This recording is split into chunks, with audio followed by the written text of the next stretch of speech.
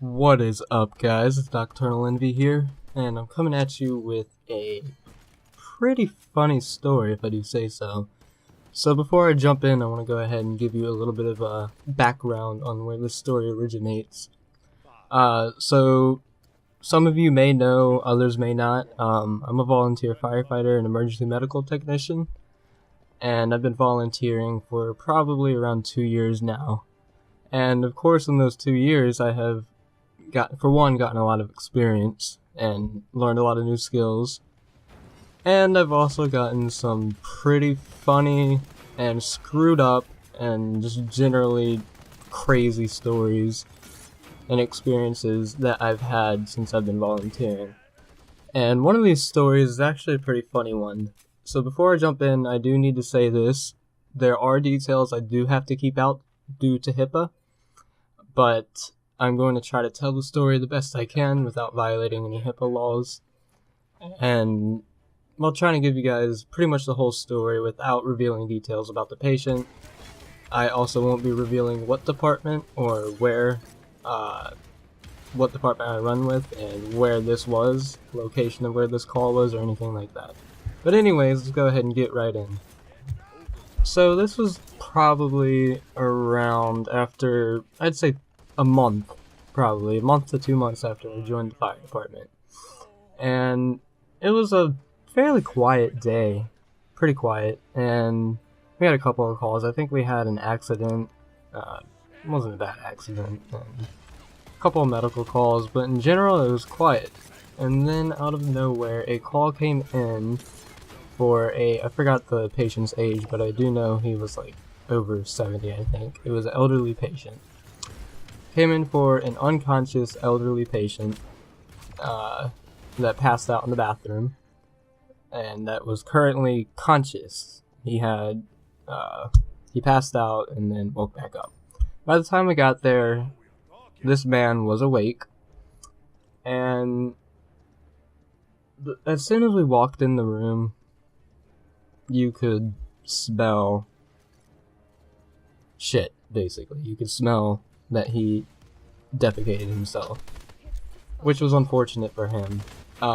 And before I continue further, I do want to say that the humor in this story is not necessarily this patient's condition. In fact, this patient's condition was not at all funny. But what happened to me and the reaction of the crew that was with me, my paramedic that was with me, and my captain is what's funny about this story, and the nickname that came along with it. So I do want to say I'm not making fun of this patient in any way. I'm pretty much making fun of myself because I made a rookie mistake, and you'll learn that further. So just wanted to get that out there. So like I said, we walked in and just got hit with the smell of shit. It was bad. And me being a new EMT, this is I think this is the first time I experienced this.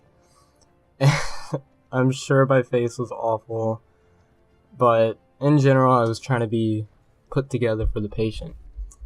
So, like I said, the patient was on the floor, and unfortunately he did defecate on himself, which is pooping. And we started talking to him, and it was probably about 2 minutes that we talked to him, and we decided to try to help him stand up. So normally with geriatric patients, which are elderly patients, we're super cautious about picking them up. We have actual procedures and actual ways that we do it. We don't just pick them up just like it's easy. You have to do it a certain way to avoid further injury. But me being a new EMT, I didn't have it in my mind that the patient shit himself. So I decided, my partners, one of them got on his left side, the other got on his right side, and we had one other person with us that got in the front. So me being the rookie EMT, I decided that I want to help out, not be left out, and I want to help out as much as I can. So I go behind the patient to try to help them lift him up. And I didn't realize, I knew the patient had defecated, but I did not realize that it was diarrhea. And his underwear was literally full of it. God bless the man, I felt so bad for him. But anyways, so I went behind him and we get ready to pick him up. So I'm ready in my proper position to pick him up. So we start picking him up, and out of nowhere I hear this super obnoxious splash. Excuse that, that's actually my pager going off right now. But I hear this nasty sounding splash that at first I didn't know what it was, and then I noticed the paramedic that was in charge of the call that I was on the ambulance with. I looked at him, and his face, he could not help it. He started cracking up, and I looked at him for a second, and then I looked down, and long and behold, my pants, the legs of my pants, were covered in diarrhea. I'm talking about covered, like where it was seeping through my pants. Now, when you get into EMS, it's gonna be a somewhat common occurrence to get body fluids on you. But me being a new EMT, I didn't expect it, and I didn't think twice about going behind a patient who just defecated on themselves. So I get covered in shit on my pant legs, and the paramedic, he's not really cracking up to the point to where the patient could really get what was going on. He was still being professional, but he let me know that I just fucked up. Excuse my language. So I asked my captain if I could be excused to go to the medic, and he was just like, yeah bud, go ahead. So I start walking out, and by this time the engine crew is arriving, and I'm walking out, and I'm walking with the leg that's covered, stiff-legged, like with the leg all stiff, walking all awkwardly, and my face, it was bad. I was so disgusted. God bless the patient, again, not making fun of him. And the engine crew, the captain on the engine and the rest of the crew look at my pants, and they all start cracking up. So I go in the back of the ambulance, and I start cleaning myself up with these disinfectant alcohol wipes, trying to get it off my pants, because, again, me being a new EMT, I didn't know that it's a smart idea to bring a change of clothes to the station in case things like that happen. So I didn't have a change of clothes, so I wiped it off as best as I could, and I took my pants off, and luckily we carry gowns on the ambulance for if we have to put a patient in a gown to cover them up so they're ready for the hospital and things like that.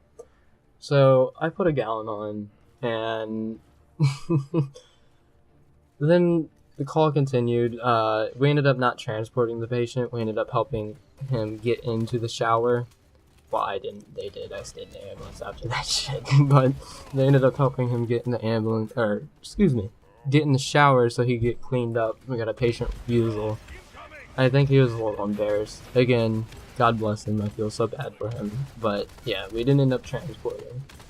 So I get back to the station, and one of my fellow firefighters decides to give me a nickname, and nicknames are a common occurrence at fire stations. Pretty much everybody gets a nickname, and he decided my nickname from there on out was gonna be tBritches. So I walk in, and he starts laughing, and he looks at me, and he's like, "How you doing, tBritches?" And everyone in the station starts cracking up. And I'm sure I got all red-faced. And anyways, to continue, so since I didn't have a change of clothes, and this station that I volunteer at is about 30 minutes from my house, and I have to take the interstate to get to it. So since I didn't have a change of clothes, I ended up leaving the gown at the station, or no, not leaving it at the station, but taking it off once I got in my truck, and just had my shirt on. And I was driving home in my boxers and in my shirt for a 30-minute drive because I just got shitted on.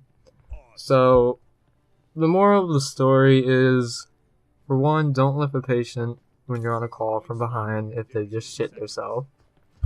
Number 2, always bring a change of clothes. Number 3, yeah, I don't have a number 3. But anyways, yeah, I just wanted to share this story with you guys because I find it pretty humorous. I still have that nickname to this day. I don't get called tBritches as commonly as I used to back when it happened, but every now and then somebody will joke with me and say, "How you doing, tBritches?" Or, "Hey, tBritches, can you go get me the bread?" Just stuff like that. And I don't take it personally, we're just poking fun. You gotta have fun at the station to stay sane with the shit we go through and some of the people we deal with. But yeah, that's pretty much the whole story. I just wanted to share that with you guys, where I got the nickname tBritches. So I hope you guys enjoyed this story, and I hope you found some humor in it. And again, I want to stress, I'm not making fun of the patient whatsoever. I felt completely bad for the man, and I tried to be as professional as I could after being shitted on. There's no disrespect to the man, and I'm not going to reveal any details about age or demographics of the patient just because of HIPAA, and I do not want to get in trouble or put on administrative leave or anything like that. So this is going to be it, guys. I hope you guys enjoyed. If you did, be sure to hit that subscribe button and definitely smash that like button if you want to see more of this. And if you're interested in seeing more of my fire and EMS quote-unquote war stories, let me know down in the comments. I'd be happy to do so. Anyway, guys, I hope you guys have a great day and or night, depending on where you are and what time it is, and I'll catch you guys next time. Peace.